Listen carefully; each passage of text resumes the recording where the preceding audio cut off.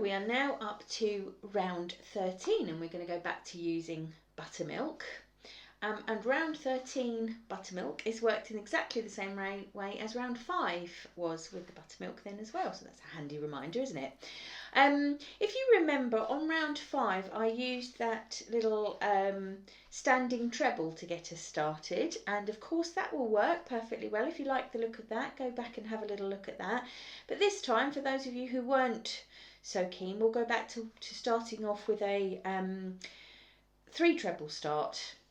Sorry, 3 chain start, rather than the standing treble. So the normal way we've been starting our rounds to this point we'll carry on with here.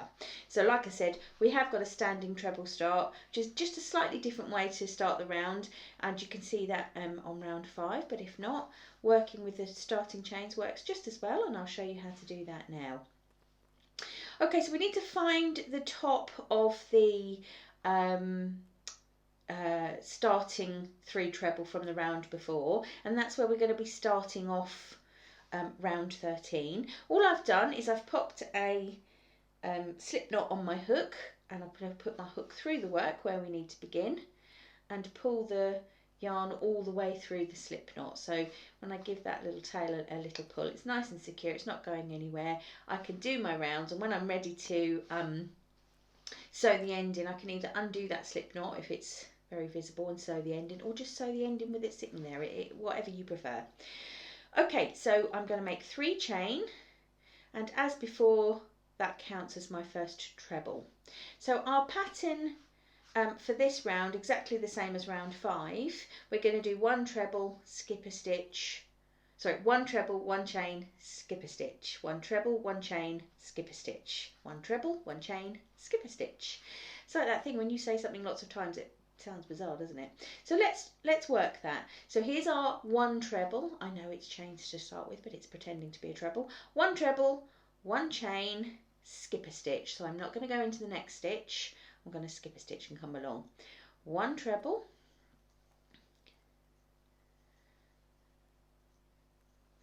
1 chain, skip a stitch. So just don't go into the next one. And that's all I'm going to be doing all the way around for round 13. Now, since we've got 160 stitches, that should leave me, again doing a quick bit of maths, but actually just reading the pattern truthfully, it should leave me with 80 trebles and 80 chains, which make those chain spaces, don't they? So I'm going to go ahead and make 80 of these of this little repeat, and we'll meet together at the end and see where we go from here. And as if by magic, I'm at the end with my last last treble crochet going in, and my last chain 1. And now I'm going to join into the top of this chain 3 that I started with and close the round off. So we've got 80 treble and 80 chain spaces going around the edge. I'm going to do my fancy schmancy little needle join on this one again. So a quick reminder, I'm going to cut the yarn, pull it through, thread my darning needle, and a little bit different because I'm going into the top of a chain this time, and what I want to do is leave this 1 chain free to make a space. So I don't want to join all the way over to here because I'll lose my chain space. So I'm just going to kind of join into this one here. So if I put my needle through that one and pull across, you'll see I'm still making a chain, leaving a chain space on this side and a chain space on this side. Okay, so I've just put my yarn under the under the 3rd chain, and I'm going to put it back through from whence it came. I like using the word whence, and only use it in this particular scenario. So thank you for allowing me to do so.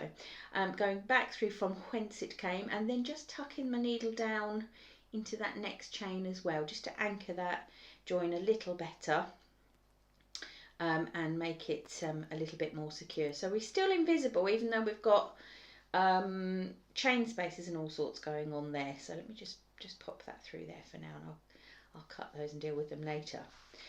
So we've done the round 13. It's curling up beautifully. Shall I just say it? I'll say it again, please don't worry. Why are we not going to worry? That's right, chaps, because we're going to be blocking this bad boy and it'll all do exactly as it's meant to. Now, I want to move on now to moss again. We haven't had that for a while, so that'd be nice to work moss in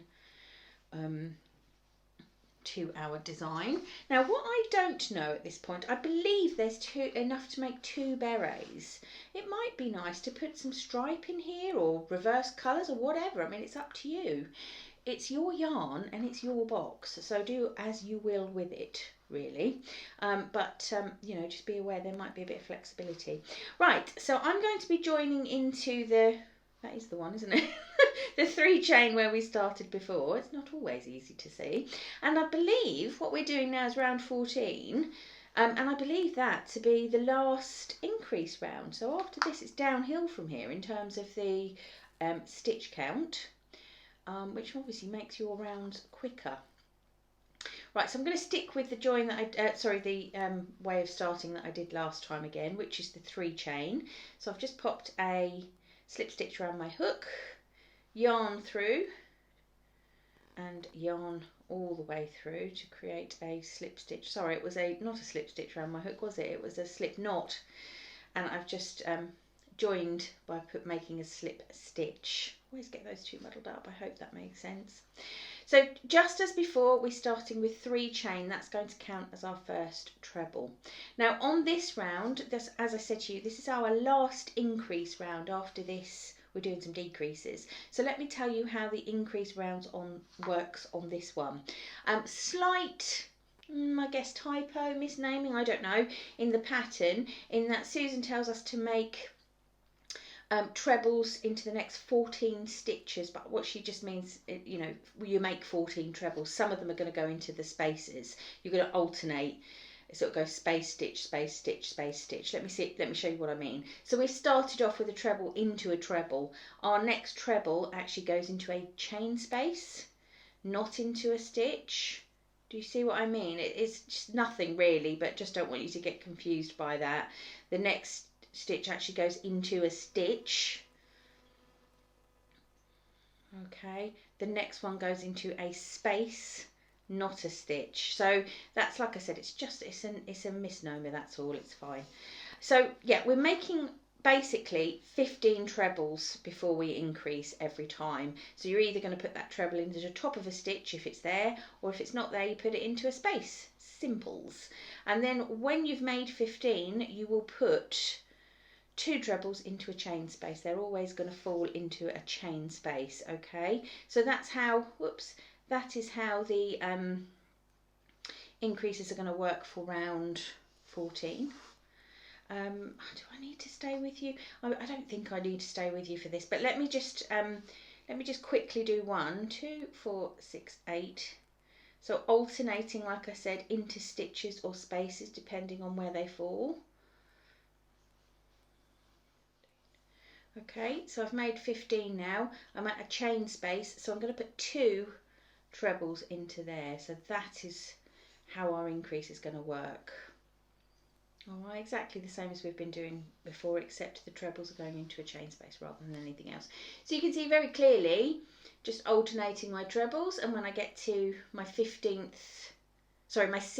stitch, I've done 15 trebles. When I get to stitch number 16, it's actually 2 into 1. So 2, 4, 6, 8, 10, 12, 14, 15 standalone, then 2 into a chain space. And you're going to do that all the way around and end up with a gigantic stitch count of 170. So I'll do that and I'll see you at the end. Right, I'm coming to the end of round 14. I've done all my increases. I've just got 2 to pop into that last, I've 2 stitches to pop into the last chain space. And we have completed round, oh dear, you can't see it at all. Sorry, I need to consider moving my camera up now, given that it's got a lot bigger. Right, so we've got 170 stitches now in our beautiful beret, and it is not going to get, we're not going to get more than that. We are going to crack on with decreases very shortly, but there's a sneaky extra round in there that I missed. I missed reading about, so apologies for that. And all it is we're going to go round once in moss again and just put one treble into each stitch that we've just made. So just a straightforward round of 170 stitches. Okay, so I'm going to join, I've got a bit of fluff in the way there, I'm going to join into the top of this starting 3 chain where we began. I'm going to put 1, 2, 3 chain in. That's going to count as our first treble, and then I'm just going to whiz around, hilarious, I'm very slow actually, whiz all the way around the brim of this beret and double check my stitch count, because once we start our decrease, it does, to be honest, you could fix it, but let's try and be nice and accurate. It is, you know, it's a sort of a gentle design. It's not got loads of bells and whistles happening, so it would be really nice if we could keep our stitch count correct, because it will make it look absolutely even and pristine and perfect. So all we're doing here on round 15 is we're going to just one nice relaxing round all the way around. So perhaps enjoy a cup of tea while you do this one, and I'll see you for the beginning of round 16, and we'll have a chat about how we start to get some of these stitches out and create the beret kind of look that we know and love with the folded underpart. Now, I'm just going to say at this point, when I said earlier, and I can't remember now which round it was, I corrected myself about a brim. Apparently, the bit that we're going to move on to shortly is a brim, so I wasn't wrong. I'm sticking with that. Sorry, I suspect you've switched off long ago. I will see you at the end and we'll do some decreasing.